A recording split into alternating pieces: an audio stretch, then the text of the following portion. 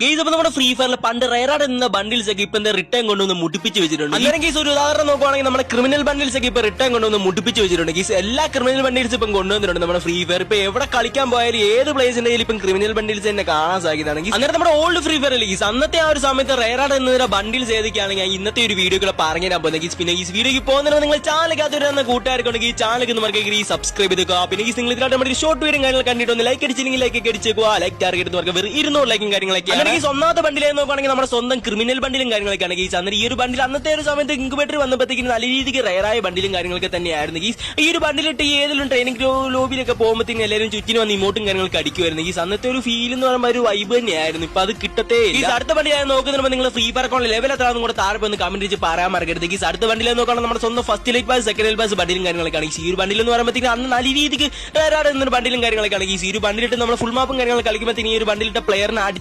അടിച്ചിട്ട് ഇമോട്ട് ഇടാൻ വേണ്ടി തന്നെ പോയൊരു സമയം തന്നെ ഉണ്ടായിരുന്നു.